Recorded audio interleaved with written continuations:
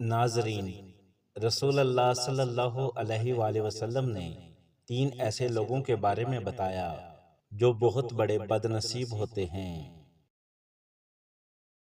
ایسے لوگ جن کے لیے جبرائیل علیہ السلام نے بددعا کی اور رسول اللہ صلی اللہ علیہ وآلہ وسلم نے اس پر آمین فرمایا۔ آئیے جانتے ہیں وہ 3 بد نصیب لوگ کون ہیں۔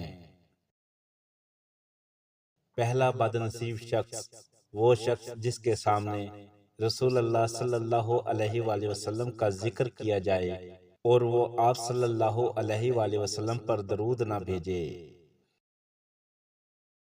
حضرت ابو ہریرہ رضی اللہ سے روایت ہے، رسول اللہ صلی اللہ علیہ وآلہ وسلم نے فرمایا، وہ شخص ذلیل ہو جس کے سامنے میرا ذکر ہو اور وہ مجھ پر درود نہ بھیجے۔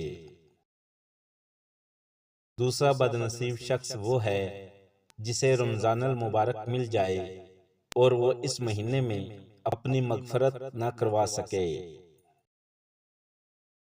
رسول اللہ صلی اللہ علیہ وآلہ وسلم نے فرمایا، وہ شخص ہلاک ہو جس نے ماہ رمضان پایا اور شب قدر کی راتیں پائی اور پھر بھی اس کی مغفرت نہ ہوئی۔ تیسرا بد نصیب شخص وہ شخص جس کے والدین یا ان میں سے ایک بھی اس کی زندگی میں موجود ہو لیکن وہ ان کی خدمت کر کے جنت حاصل نہ کر سکے، ایسا شخص بہت بڑا بد نصیب ہے۔ علم دولت سے بہتر ہے کیونکہ علم تمہاری حفاظت کرتا ہے اور دولت کی تمہیں حفاظت کرنی پڑتی ہے۔ غصہ انسان کو کمزور کر دیتا ہے اور صبر انسان کو مضبوط بنا دیتا ہے۔ جو شخص اپنے عیب دیکھ لیتا ہے وہ دوسروں کے عیب تلاش نہیں کرتا۔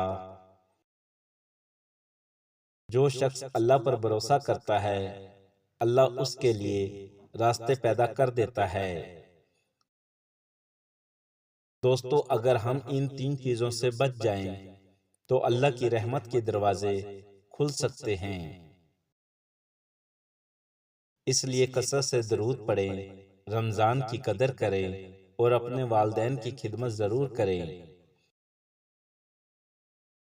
دوستی ہمیشہ نیک لوگوں سے رکھو کیونکہ اچھے لوگ تمہیں بہتر بنا دیتے ہیں۔ ویڈیو پسند لگی ہو تو لائک اور شیئر ضرور کریں۔ شکریہ۔